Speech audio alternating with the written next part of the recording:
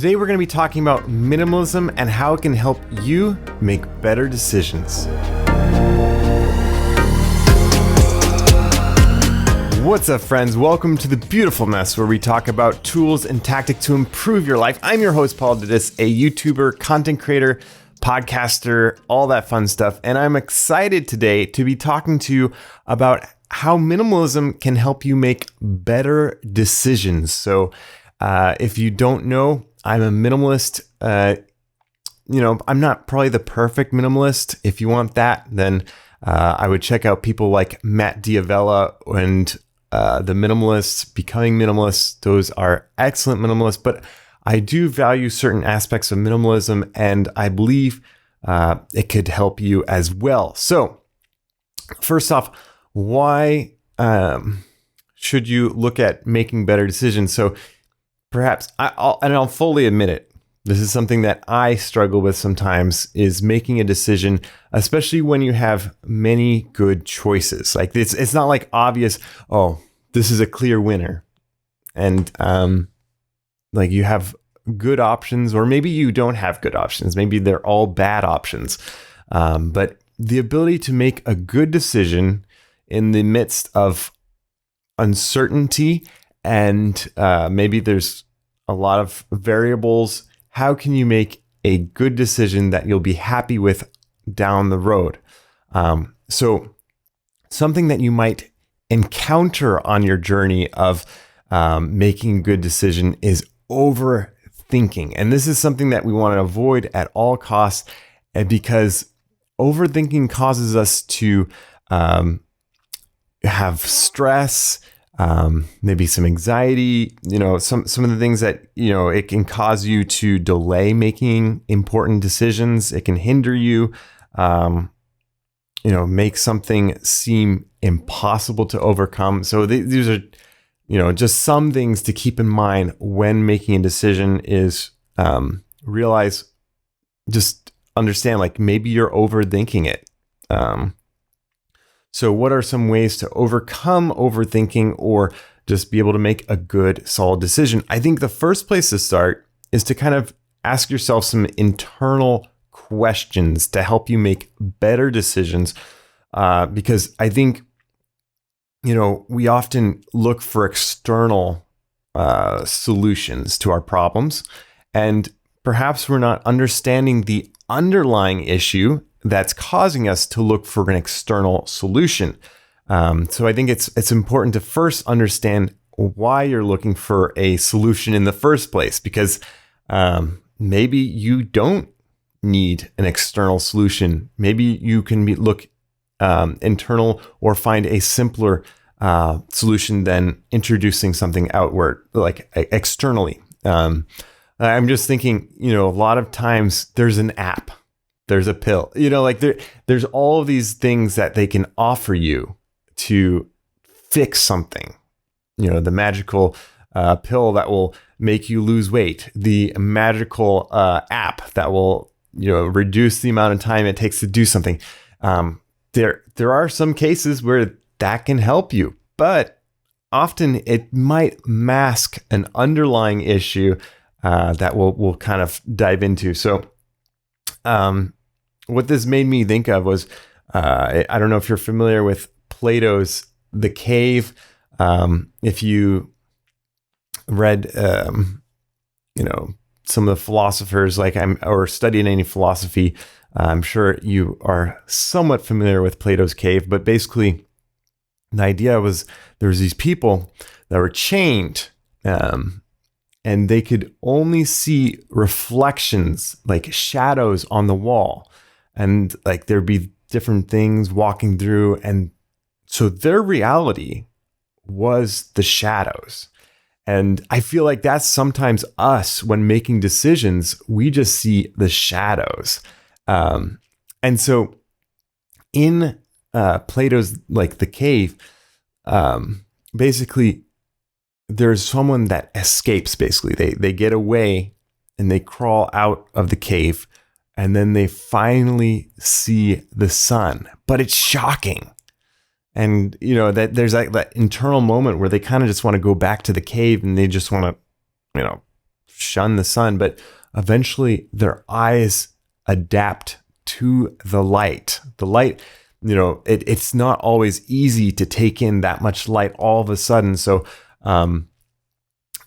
he eventually adapts, and then he sees this beautiful, like the beauty around him that he wasn't able to see inside the cave because all he was used to was just the shadows on the wall. And so he goes back down and he tells his friends, he's like, hey, there's this beautiful, beautiful thing outside of the cave. I highly recommend you come out and check it out. And, even if he tries to pull them out, like they don't want to leave because their reality is this cave, the shadows. And, I don't know whether or not like going outside of the cave, will that be a better experience? Like, I don't know. So, perhaps, that's something to consider when you're making a decision. Like, are you looking at the shadows? Are you looking at the full picture, or are you looking, just at the wall? So consider that, dig a little deeper, find the underlying pain point that you're experiencing. Because, maybe it's not what it seems, because like there are many different ways to solve a single problem. So consider that when you're making your decision. Like, are you only solving a superficial problem by introducing, let's say another app, because that could introduce more complexity, even though it's supposed to make it simpler. Maybe you'd be better off with something else. So again, look at the underlying importance. Don't look at the shadows. Simplify the problem. Ask yourself what exactly you are trying to solve. So again, just make it crystal clear for yourself. What is this blank trying to solve? Like when you go out and try to find maybe a piece of software, maybe a tool, maybe a product, ask yourself, what problem is this going to address? What is this going to fix? And then once you determine, yes, I need something to address this, because honestly, if you're a minimalist, you want to make sure that you're introducing things that are going to be helpful and living, not to just say like, I can't have anything, but like, what are those things that you can introduce into your life that are helpful, that will help you live a better, more meaningful life? So I think that's important to ask yourself. So something that's important is to realize, like, if you make the wrong decision, what are the consequences? Like, is it a life or death situation? Many times it is not. So realize that off the bat, like what could be the worst case scenario and the probability it would happen. Because often when you overthink something, like you're thinking like, oh, if I make this one decision now, like it will cause a catastrophic impact. And often that isn't the case. So that's something to keep in mind. And then ask yourself something about, like, if, let's say, you had 10 more hours to spend making this decision, would you get a better result? Oftentimes, no, because you just need probably a minimal amount of information before you can make an informed decision. And we'll talk about some of the factors that you might consider to making a better decision. But again, like, this is probably a good starting point, is understanding the scope of what you're looking for and how much should be involved in making a decision, because maybe it's like, it shouldn't be taking that much longer. So yeah, ask yourself, like, how much time will it take to make a good informed decision? And then again, like, looking internally, what are the most important factors to me right now? Don't look externally. Because products are made, like, as like someone that knows a little bit about marketing, they want to address a pain point and position their product as a solution. So first, help yourself by understanding your pain point and what could solve your problem. And before you start looking externally, because oftentimes there are a plethora of ways of solving that one problem. And I think that helps to first identify the problem so that you can become like your own marketer, make a better, more informed decision. And then another question that I feel like is helpful in the process is like asking yourself, if time and money were no object right now, what would you pick? What would you choose? Because like that's basically giving yourself like what would be the best outcome right now. And like to answer your problem right now. And so then ask yourself, is it worth that cost? Because maybe that's the solution right there. You got it. Don't have to look externally. You got your answer. Boom. And then maybe you can see like, okay, it's like $100,000 to solve this one problem. No way. And it would take like 1,000 more hours of my time. No. So think about those factors when you're making your decision. Now, after you've asked all those internal questions and kind of gotten a little bit of a scope of an idea of what it would be like to find the right solution to your problem, it's a good time to eventually, if need be, look externally. And my first recommendation would be to look in your network with people that you already know, your friends, your family, those within your circle, or maybe within your community, because like those people have a lot of weight in your life already, like their influence. And like, because one thing that matters a lot to me is like, and I've like realized this especially recently, is like the people that I trust, their opinions weigh a lot more than the random person on Reddit, the random person on YouTube. The people within my circle have a lot more weight. So I think that's important to ask yourself is like, who are those within my circle? Because, and sometimes you do have to venture out of your little bubble and make decisions, but sometimes it's important to first check in, like, is there an easy solution to your problem within a circle? Because often, again, like going back to just the fact of a decision, like usually when you decide for something, it's either to fix something, to optimize your life, to basically move your life in the right direction. And so that's why it's so important to make good, informed decisions. So yeah, is there anyone in your network that can help you? And then after that, that's when you might go to a place like Google, YouTube, the internet, just basically to see if that would be helpful. Because like, maybe you should ask yourself, like, will it actually make it worse off searching in the first place? Like, would it hinder your decision? Because the internet is full of different opinions. And this is an important thing to keep in mind when you're searching online, especially in the realm of software. As someone that's very involved in the tech world, when you search for software online, there are many sites out there, and oftentimes there's an affiliate involved, or there's an incentivized like positioning of products, because oftentimes even the products themselves will have comparisons of the different softwares and position their software as the solution. And to me, it just doesn't seem like they're as qualified to maybe answer that, because obviously they're trying to sell you their software. Hopefully they're being honest and true.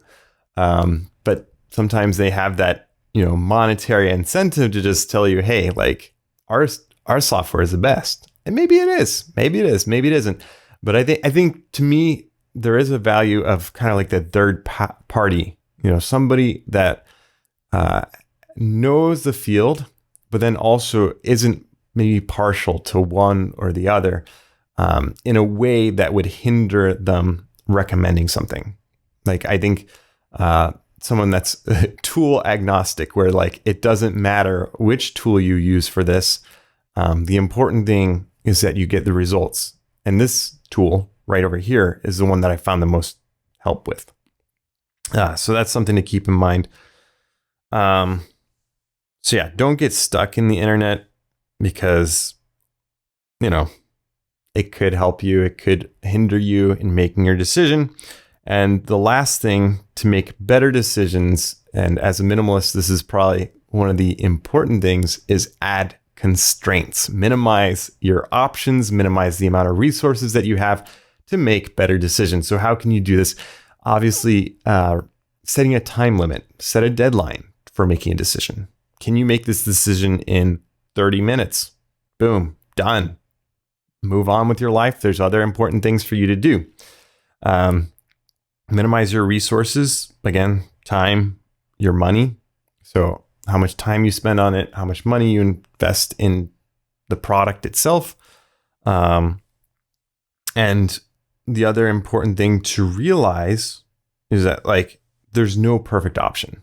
So I think eventually you just need to minimize the number of options that you can choose from, and just realize like they're all going to solve like a piece of the puzzle.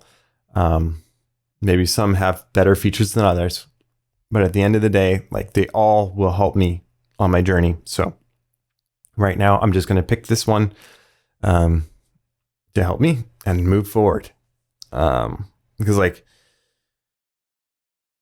you know, at some point you just have to embrace the messiness of life, embrace the imperfections, because there are many things that will tell you like, this is better. But at the end of the day, it's going to be more helpful for you to actually just make a decision than to get trapped inside the, you know, this is better, this is slightly better, which is going to help me the most. And sometimes it's helpful to get your hands dirty a little bit in the sense of like trying things out, especially when it comes to technology. Like just get a trial on something, try it out.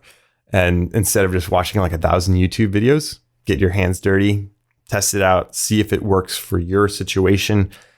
In doing so, like I've realized like, oh, right away, this tool doesn't have the main feature that I need. Cross that one off the list. So yeah, just like realize what you can do to kind of minimize the playing field and gain clarity to make a good decision. Hopefully that was helpful.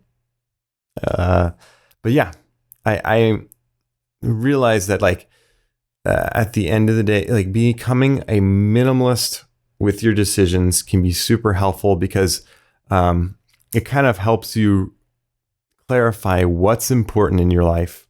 Is it making decisions? Because if you end up spending so much time just making the decisions, like, is that becoming too much a part of your life instead of like, you know, spending more time with your friends and family? Just realize your priorities, because you could spend a lifetime just making a couple decisions. And so I'm going to make a decision that this is going to be the end of the podcast. I hope I didn't bore you to tears in this episode. If I didn't, and you want to be part of the Messy fam, be sure to rate, review, subscribe wherever you listen to podcasts. We're on Spotify, YouTube, Facebook, all the great places that you like to listen to podcasts. We're there. If you want to connect with me, I'm at Paul Dittis on most of the social platforms. Send me a DM. I would love to hear from you. And until next time, my friends, make your decisions and stay messy.